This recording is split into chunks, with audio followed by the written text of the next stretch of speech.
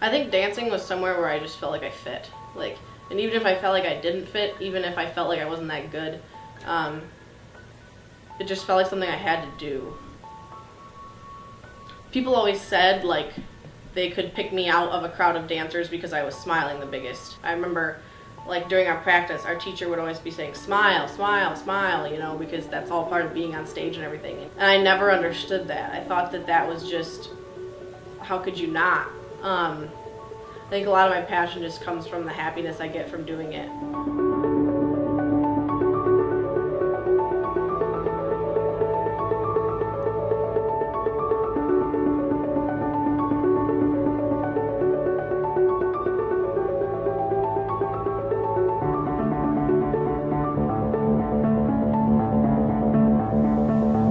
My parents put me in a class when I was 6, which is actually later than most kids would start dance.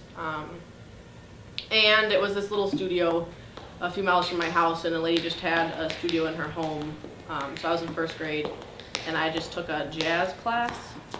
Yeah, just a jazz class. And then the year after that, a lady moved into my, like our district. Her husband became a teacher. And so she started a studio in our school, which was a pretty big deal because I came from a Class D school, and it was abnormal to have any kind of dance art program in a school. I don't think the lady that started the dance in my hometown ever thought it would get as big as it did. So I didn't compete as a young girl. I started doing competitions when I was in 6th grade or 5th grade, I think 5th grade. So it was a lot. I loved performing, and I loved it more and more as I got older, but I never liked the whole competition thing. Once I got higher up in my dance career, and my teacher expressed to me that if I wanted to, she said it in a very nice way, but if I wanted to continue getting better, that I should search out other studios. And when I did that, everything kind of changed. I was dancing with kids that I knew. Their parents were just coughing up all this money, and it became very different for me because I was driving myself to these dance things. I was paying for it out of pocket. I was buying new shoes when I needed them. So I was occasionally envious, but I was also grateful because I could tell that I was putting more of myself into it than they ever were because of the money I was putting into it. I put a lot of value in. I didn't want to skip a class. That was $15 I just lost. And they definitely didn't look at it that way. You know, it was just different.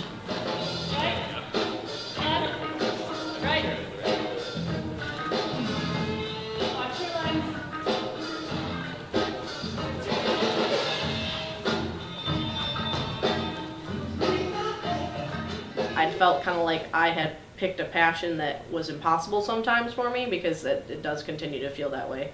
But there was a certain point where it was almost like a resiliency that I felt like because it was so hard, I wasn't going to give up, not even for my sake, but kind of like a proving to other people. A lot of kids I grew up with and friends I had thought it was really stupid that I wasn't doing sports and didn't understand why I was spending so much time dancing, which to me it wasn't even that much time, but to them it was just like ludicrous because they were like, you know, you're not going to go anywhere with that, it's not going to help you out, you know, why aren't you're missing all this fun you could be having with us at, you know, basketball practice and basketball games. And you know, I hated it. I didn't care. I missed my friends, but I hated the things they participated in. I started teaching dance in high school. My teacher approached me. They'd never had a student or someone of my age teaching, but she approached me one day and she said, you know, I see a lot of potential in you and I think it would be really great for you to teach. And I was really, I didn't like kids. But my first thing was that I was so happy that like she was proud of me, and so a lot of my reaction to it I think was more for her and not for myself. So I said yes, of course I'd like to do that, and then later thought about that means I'm going to have to hang out with kids a lot, and that means I'm going to have to figure out how to teach, and that means I'm going to have to figure out how to communicate with parents and all these things. But I signed up for it, so I started teaching, and I really, really loved it. It was very scary because I felt like, you know, showing up for dance class is a lot different than showing up for the kids in your dance class.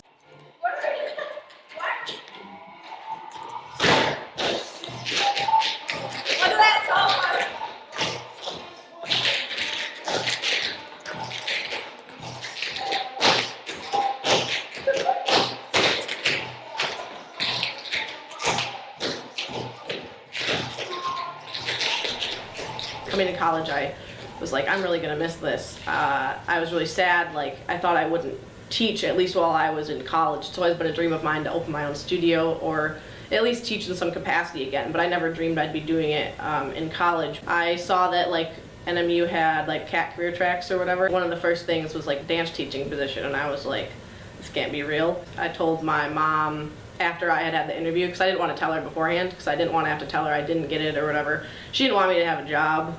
And so I told her, and she was like, how are you going to get there? Because I didn't have a car. How are you going to do all this? How are you going to do this? And I was just like, I don't know, but I'm going to figure it out. If you just try to go, your wings are going to stop. Try to really get. Okay, the more into the ground you get, the more it will make noise. And then as you get better, you'll be able to not have to go. When you start, you can just go. I really like 7, 8, 9, 10, over that age. They're all super fun. They're really funny. I love the questions they ask me and the weird things they want to tell me about. This one girl I was teaching is kind of a little turd a good percent of the time. I'm her tap dance teacher, so I was playing a song, and I love to make the kids laugh. And I was playing a song and doing like this. I was just like moving my hips around. And she like looked me up and down and she was like, Miss Eliza? And I was like, yes. And she was like, you're a good tap dancer, but you're not a good jazz dancer. And I was just like, because she's right. But I don't know how, like, but you know, it was just like one of those things where she's so funny and they're so, like, she's so honest. I was like, thanks, kid. Like, just gave her the look. Or like, there's this big foam thing in the corner of our dance studio for the acro class, and kids always go in the middle of it and hide.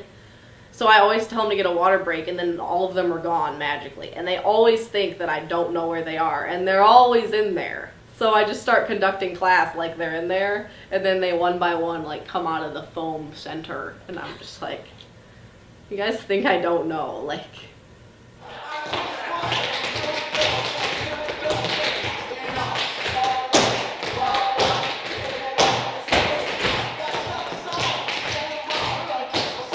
The favorite part about teaching is definitely when I get to see a kid that gets something. So there's a lot of kids that do the whole, I can't do this, or they just get really mad at me and it's my fault because they aren't getting something, and it's really rewarding if I give them the tools to figure something out and then they smile because they aren't so frustrated anymore. Dancing has really shown me that if you don't believe in yourself, there's not a whole lot else you can really accomplish.